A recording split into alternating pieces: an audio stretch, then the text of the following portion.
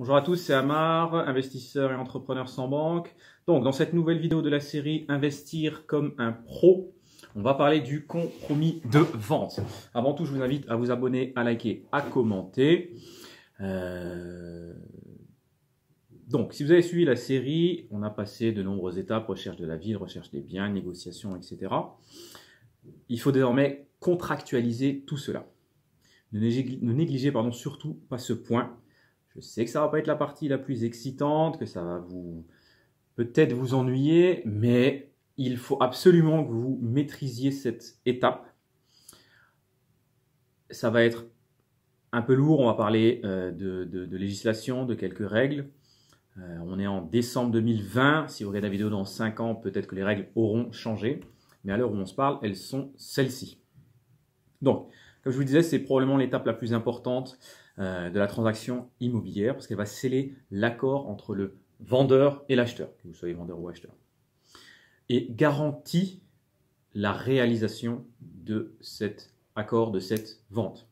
Donc, cet engagement fort nécessite une attention réelle, totale de votre part. On va récapituler sur cette vidéo les points de vigilance indispensables pour signer un compromis de vente. Donc, comme je disais, le compromis de vente formalise un accord de principe entre l'acheteur et le vendeur d'un bien immobilier.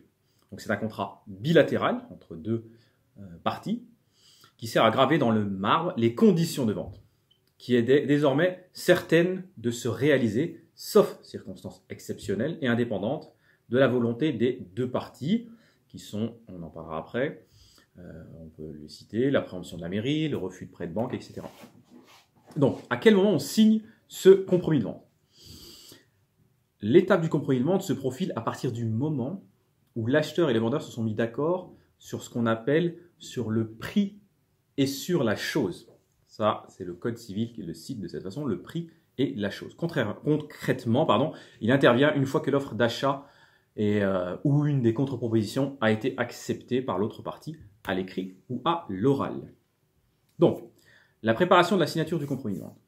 Pour être prêt à signer le compromis, la phase donc de préparation est essentielle. On commence par fixer forcément un rendez-vous. Donc, il peut être signé sous seing privé, en général par l'agence, ou chez un notaire. Je ne le fais pas systématiquement chez un notaire, mais je ne peux que vous conseiller de passer par un notaire et par votre notaire. On en parlera encore un petit peu plus loin, l'importance d'avoir son propre notaire. Donc, comme je vous disais, souvent c'est signé en agence. Ils maîtrisent ce sujet-là aussi. Faites tout de même attention.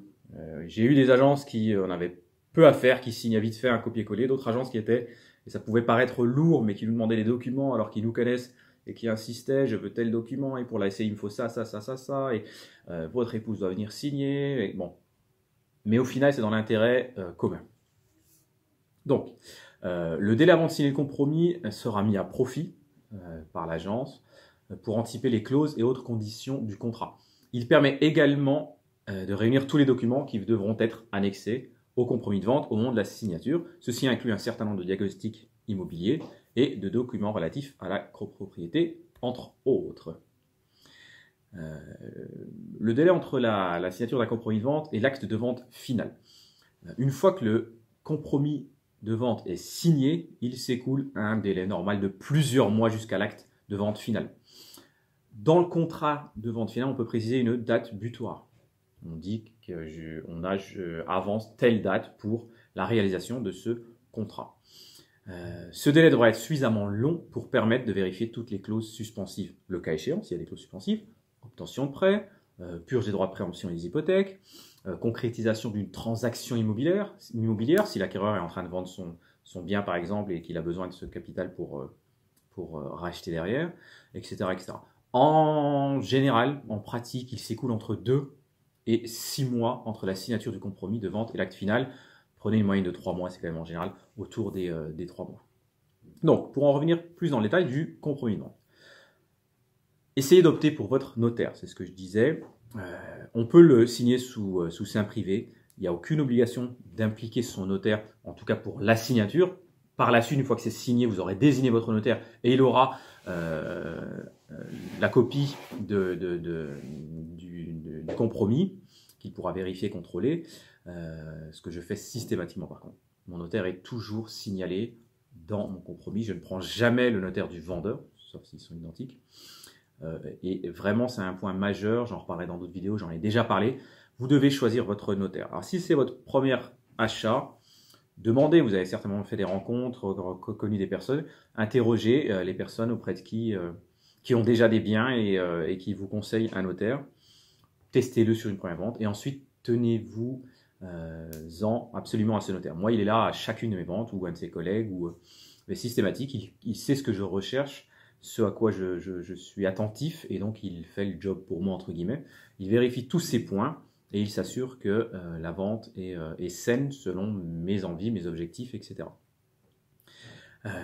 Voilà. Le fait de signer chez lui directement le compromis, tout a été vérifié en amont et ça sécurise. Hein, ce sont des officiers publics spécialisés en droit immobilier avec une déontologie assez stricte. J'entends ou je vois les commentaires arriver sur des personnes qui auraient eu des expériences un peu louches avec des notaires. Bon, c'est comme tout, ça arrive, mais malgré tout, ils sont tenus à un certain professionnalisme. Donc, comme je vous le disais, hein, optez pour votre propre notaire. Le notaire du vendeur ou de l'acheteur. Le notaire en face défend les intérêts de son client, c'est bien normal. Donc, vous devez avoir un défendeur de vos intérêts qui sera votre propre notaire. Parfois, les agences ou les vendeurs vous feront croire que on peut prendre qu'un seul notaire, ça ira plus vite. Attention, expression de vieux, que nenni, c'est pas vrai. Les frais sont partagés en deux, donc d'une, ça ne vous coûtera pas plus cher. Parfois, on peut penser que ça coûte plus cher de prendre deux notaires. Non, les émoluments du notaire, la partie qui leur revient, une majeure partie, c'est les droits d'enregistrement, etc., etc. Donc, la partie qui leur revient sera tout simplement divisée en deux entre les deux notaires. Donc, pas de coût supplémentaire et ça ne prolonge rien du tout de prendre deux notaires. Donc, ne vous le faites pas avoir. Je l'ai fait une fois où le vendeur m'avait garanti que le bail était en meublé, donc que j'aurais pu rapidement changer de locataire et surtout pouvoir refaire les travaux et mettre le bien en avant pour le louer plus cher, ce qui n'était pas le cas.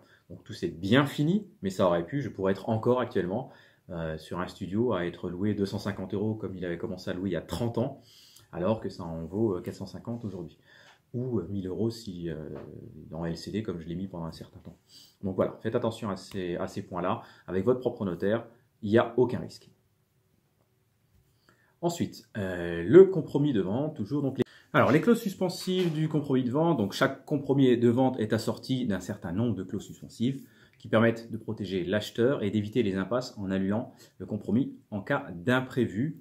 Donc, si les clauses ne se réalisent pas, l'avant-contrat de vente, donc le compromis de vente, est annulé. Le dépôt de garantie, s'il y en a eu un, est restitué à l'acquéreur et aucune réparation n'est due. Donc, parmi les clauses suspensives, on peut citer l'optation, la plus connue d'un prêt immobilier, la réalisation d'une vente immobilière en cours, l'absence de préemption de la mairie, l'absence de préemption du locataire qui occupe le bien, qui peut lui aussi se porter acquéreur, une absence de servitude, la purge des hypothèques par le vendeur, ça m'est arrivé, faire attention, obtention d'un permis de construire, par exemple, voilà, tout ce genre de clauses peuvent être ajoutées à un compromis de vente qui rendront caduc le contrat si elles ne se réalisent pas. D'autres clauses qu'on pourrait trouver, par exemple, qu'on pourrait négocier, le délai de rétractation de l'acquéreur. Donc légalement, une fois que vous avez signé le compromis, vous avez 10 jours pour vous rétracter. Donc, petite parenthèse, quand des fois vous avez peur de signer un bien, de vous engager, n'ayez pas peur. Le jour où vous visitez, pensez que c'est une bonne affaire, bing, vous signez l'offre d'achat. Et derrière, le temps qu'on signe le compromis, ça peut prendre 1, 2, 3, 4 semaines. Et encore les 10 jours derrière, donc vous avez largement un mois devant vous pour vous rétracter sans aucun risque, venir avec les artisans, confirmer tous ces biens-là. Au moins, vous n'avez pas raté l'affaire. Ça, c'est un tips plutôt en or.